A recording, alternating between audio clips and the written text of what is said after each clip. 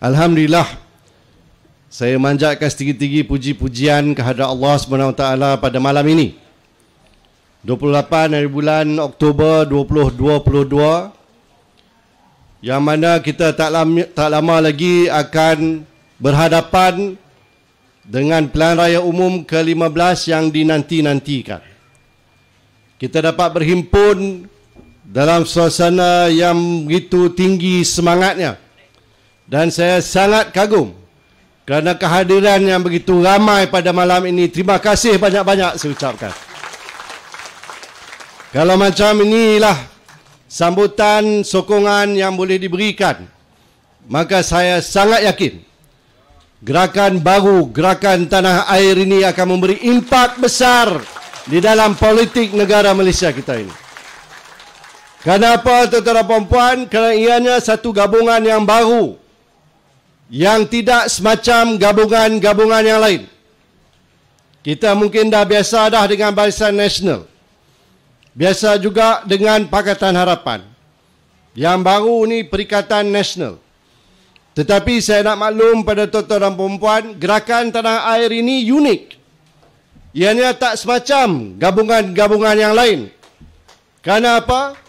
Pada waktu ini, tuan-tuan dan puan-puan, seperti mana yang telah disebut rakan-rakan tadi, anak-anak muda khususnya dan masyarakat Malaysia secara umumnya cukup meluat, orang Kedah kata cemuih, dengan orang politik dan lanskap politik negara. Kenapa? Kerana sejak tahun 2020, setelah berlakunya langkah Sheraton itu, keadaan politik negara kita ni jadi cempera, haru biru. Kerajaan yang tertubuh satu demi satu tidak dapat memberi tumpuan yang sepatutnya kepada tanggungjawab sebenar mereka, iaitu untuk membela nasib rakyat. Sebaliknya, apa yang mereka buat? Terpaksa toleh ke belakang, takut ditikam oleh kawan sendiri. Dan itu telah pun berlaku. Tengok saja, Kerajaan Perikatan Nasional tahan berapa lama? 17 bulan saja, tuan-tuan. Pendek sikit saja daripada kerajaan PH sebelum itu. Kemudian selepas 17 bulan, tukar pula sekali lagi. Daripada Tan Sri Muhyiddin pula berubah pula jadi Datuk Seri Ismail Sabri. Yang itu pun juga tak stabil. Kerana apa? Kerana majoriti yang sangat tipis, tidak memberi kekuatan sebenar kepada kerajaan yang memerintah, dan ada ugutan dalaman, ugutan di kalangan kawan-kawan mereka sendiri, yang kalau tak dapat apa yang mereka tuntut, akan tarik balik sokongan, maka jatuh pula lah kerajaan itu.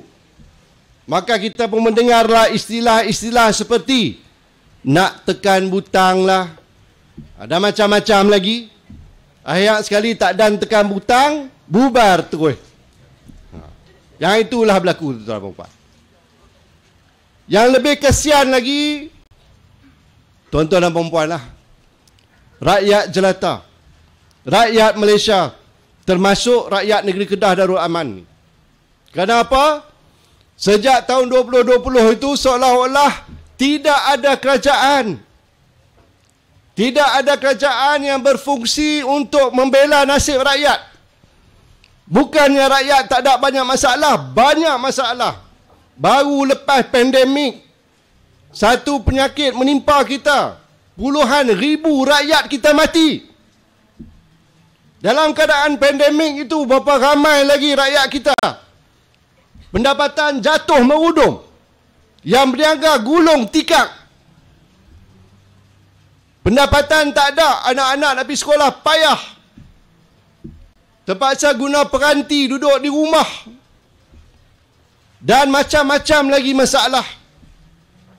Apa kerajaan buat? Ada kerajaan bantu rakyat? Tidak. Sebaliknya, duk takut kawan tikam belakang, maka darurat pun diisytihar. Bukan darurat kesihatan, Bukan darurat nak selamatkan rakyat, tetapi darurat nak selamatkan kerajaan. Kerana mandat yang terlampau kecil. Tuan-tuan dan perempuan, saya nak peringatkan diri saya dan tuan-tuan dan perempuan semua. Apa sebabnya kita kena ada sebuah kerajaan? Kerajaan yang kita pilih setiap pilihan raya itu sebenarnya kena menanggung satu amanah yang cukup berat, iaitu untuk menjaga kesejahteraan rakyat ini. Salah satu masalah yang rakyat hadapi, antara lain banyak lagi masalah, tapi salah satu daripadanya ialah soal kemiskinan. Kalau ada di kalangan rakyat negara kita, ataupun rakyat di mana-mana negara sekalipun, adalah tanggungjawab kerajaan itu untuk membasmi kemiskinan, untuk membela nasib yang termiskin. Kalau tak ada, maka ini satu masalah besar. Kita tidak boleh membenarkan rakyat kita di Malaysia ni, termasuk negeri Kedah ini, yang terus hidup kais pagi makan pagi, kais petang makan petang. Tambah pula lagi bila kita dilanda satu pandemik penyakit yang membebankan lagi rakyat.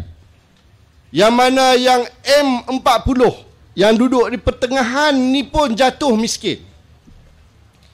Yang golongan yang dikatakan sebagai yang mudah miskin, yang tu pun jatuh lagi miskin.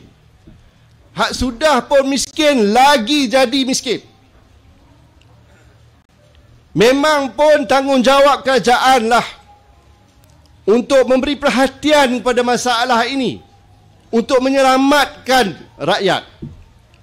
Kalau ikut dulu-dulu ni, pemimpin-pemimpin negara kita terdahulu, khususnya bermula daripada Allahyarham Tun Abdul Razak, apa dia buat? Dasar ekonomi baru. Tujuannya paling pertama sekali, basmi kemiskinan. Tak boleh tengok dah orang miskin dalam negara kita ni. Negara kita ni sebenarnya mempunyai sumber yang banyak. Kalau kita pandai, kalau kita cekap, kita ada idea yang pelbagai untuk mengeksploitasi sumber-sumber ini, maka agihan kekayaan daripada kerajaan ataupun daripada negara itu dapat dibuat secara yang adil, yang sama, tak semesti sama rata, tetapi sama, tuan-tuan dan puan, supaya tidak ada lagi di kalangan rakyat kita yang bergelar miskin tegar. Dasar itu berjalan lebih 30 tahun. Tetapi rupa-rupanya ada satu lagi masalah. Dasar mungkin elok, tetapi pelaksanaannya tidak mencapai seperti mana yang diharapkan. Maka dasar kerajaan itu berubah dari semasa ke semasa, termasuklah zaman Ayahanda Tun Mahathir. Sekali lagi memberi tumpuan bagaimana kita nak pastikan bahawa tidak ada lagi di kalangan rakyat kita ini yang hidup miskin. Maka ekonomi diberi tumpuan. Bagaimana kita nak tarik pelaburan, tadi sudah saya Hasan kata tadi, infrastruktur kena cukup. Pendidikan kita mesti tahap antarabangsa supaya anak-anak muda kita, graduan-graduan universiti kita ini dapat memenuhi banyak peluang-peluang pekerjaan yang akan disediakan sekiranya ekonomi negara kita ini tumbuh pesat. Pelabur pun yakin dengan kita. Mai berduyun-duyun, puluh-puluh bilion dibelanjakan. Ni tempat kita sendiri, Kulim, Taman Teknologi Tinggi Kulim, zaman Ayahanda Tun lah, tahun 1996, tuan-tuan dan puan. Tahun 1996 Kedah ni hanya dikenali sebagai jelapang padi saja. Siapalah nak boleh terfikir yang Kedah ni boleh terlibat dalam sektor teknologi tinggi. Tetapi 600 ekar tanah telah disediakan. Kemudian dibangunkan satu taman teknologi tinggi. Waktu tu, apa orang kata, termasuk PAH, tuan-tuan. Termasuk orang PAH dulu kata, tak mungkin Orang Kedah kita mana reti nak tekan-tekan butang-butang ni. Kita ni setakat nak cangkui boleh lah, nak setakat nak potong padi. Kalau ada pun nak noreh getah, nak motong boleh lah. Tapi nak suruh kita ni buat teknologi tinggi ni tak reti.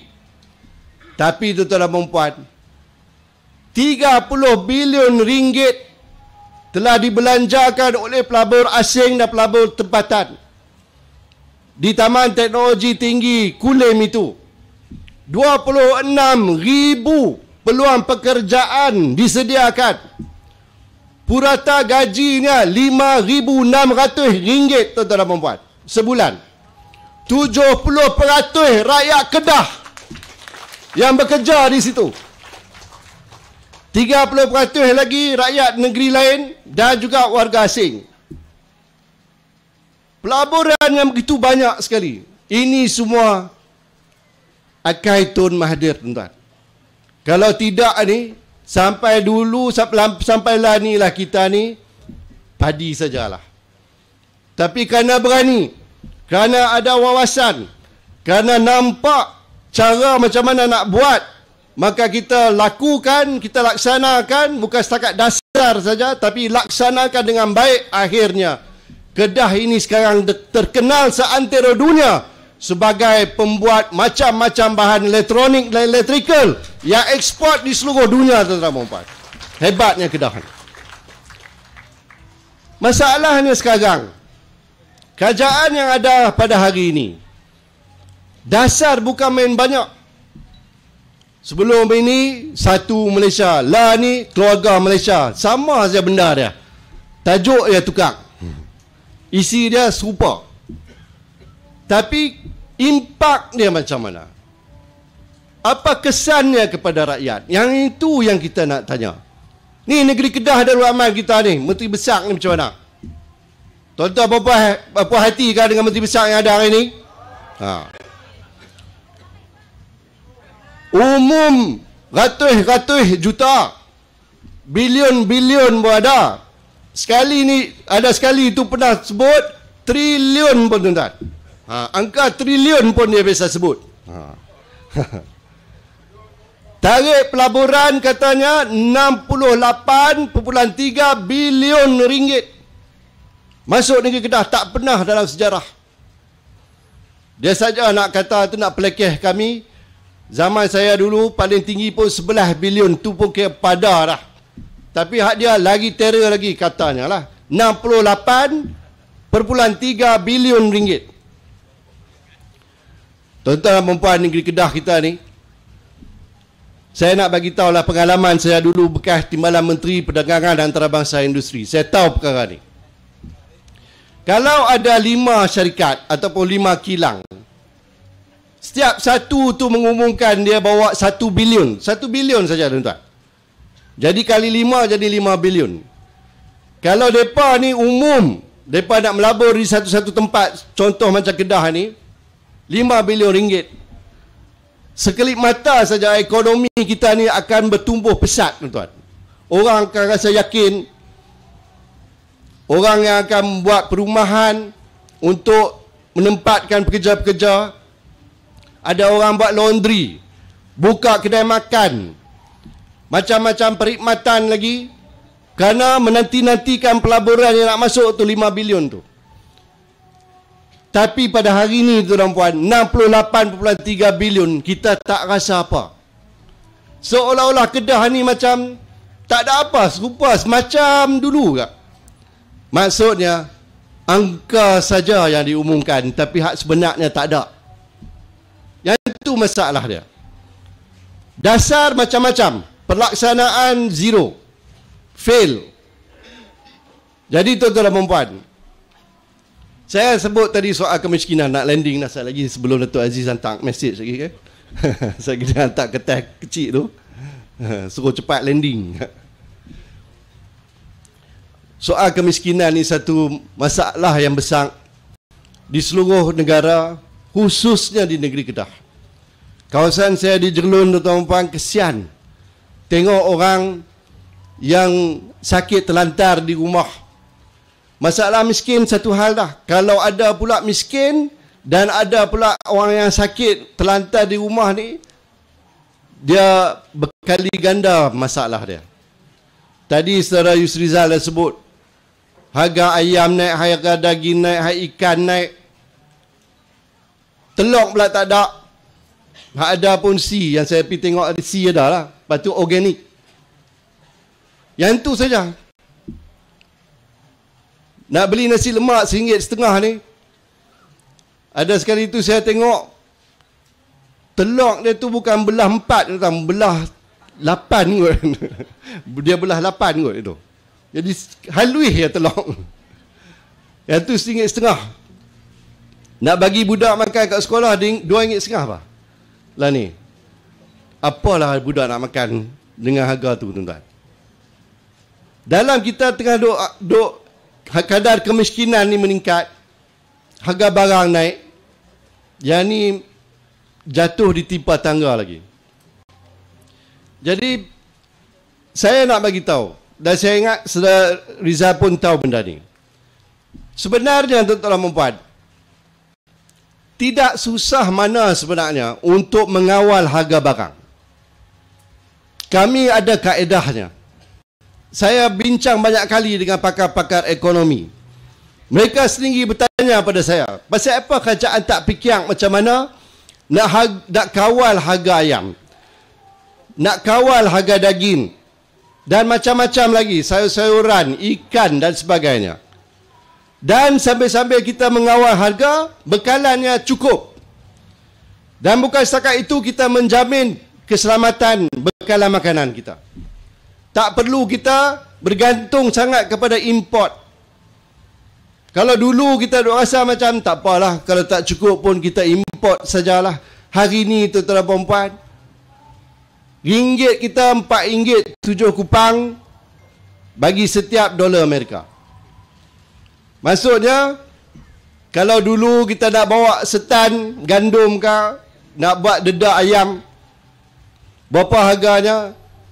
Kalau dulunya baru RM3.8 je kepada $1, lah ni naik RM4.7, tuan-tuan boleh bayangkanlah berapa peningkatan kos tu.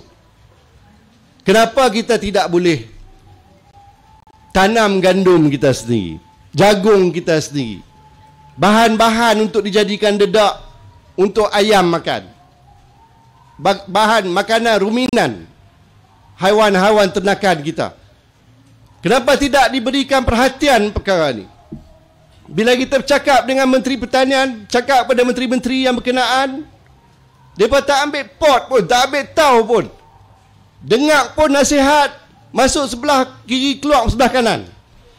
Lepas tu tubuh pula lembaga penasihat, lantik pula orang yang berkenaan, orang yang berkepentingan dalam lembaga tu. Macam mana nak selesai masalah kalau dasar kerajaan itu dipengaruhi oleh orang-orang yang ada kepentingan, tuan-tuan, bukannya untuk menjaga kepentingan rakyat?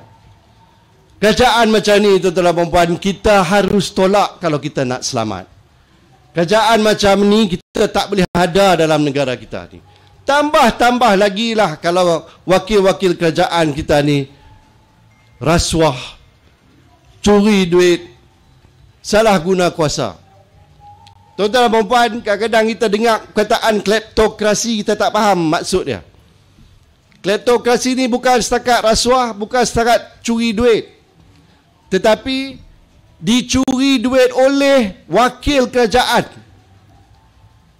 Orang yang ada dalam kerajaan, orang yang bertanggungjawab, orang yang memikul amanah paling tinggi dalam negara kita ini, dia yang curi duit. Itu namanya kleptokrasi. Maka bila satu dunia gelar Malaysia ini kleptokrasi, tuan-tuan boleh bayangkanlah, bukan maksudnya kita, tuan-tuan, tapi maksudnya pemimpin-pemimpin teratas dalam negara kita. Maka sudah tiba masanya. Oleh kerana Dewan dah bubar, pilihan raya pun akan berlangsung 19 hari bulan 11 ini, kita kena pasang nekat kuat-kuat, tuan-tuan dan puan. Kita kena berani, kita kena pastikan kali ini gerakan tanah air ini dapat menubuhkan kerajaan negeri Kedah dan negeri di Persekutuan. Bukan Sonok-sonok kerana kami ni nak pegang jawatan, gaji tinggi-tinggi, kereta besar, ada bodyguard dan macam-macam. Bukan kerana gelaran yang berhormat, yang amat berhormat. Kerana yang mereka nampak hanya kuasa, tapi mereka tak nampak sebalik kuasa tu tanggungjawab yang begitu berat yang harus dipikul oleh pemimpin-pemimpin negara kita. Yang kita nak buat ialah untuk memikul amanah itu sejujur-jujurnya. Amar makruf nahi mungkar. Kita kena asingkan diri kita daripada semua gejala-gejala masalah ni. Rasuah ni tak boleh ada dah dalam sistem kita ni, tuan-tuan dan puan-puan. Kalau itu dapat kita lakukan, insya-Allah saya yakin, saya percaya Allah SWT akan merahmati negara kita yang kita sayangi dan negeri Kedah Darul Aman yang kita cintai ini. Jadi saya mohon merayu tuan-tuan dan puan-puan, PRU 19 November ini kita kerahlah jentera kita, kuatkan semangat kita. Kita kena satu padukan semua anggota-anggota dalam GTA ini, baik daripada pejuang, baik daripada putra, baik daripada berjasa, baik daripada iman dan NGO yang ratusan yang bersama kita, tuan-tuan dan puan-puan. Ratusan NGO. Inilah keunikan GTA ini, tuan-tuan dan puan-puan. Kita bertanding di bawah panji pejuang tanah air. Sama-sama kita pastikan negara kita selamat dan kita dapat membela nasib anak cucu cicit kita sebagai sebuah kerajaan yang betul-betul berpegang kepada amanah dan tanggungjawab itu. Sekian, wabillahi taufiq wa hidayah. Wassalamualaikum warahmatullahi taala wabarakatuh.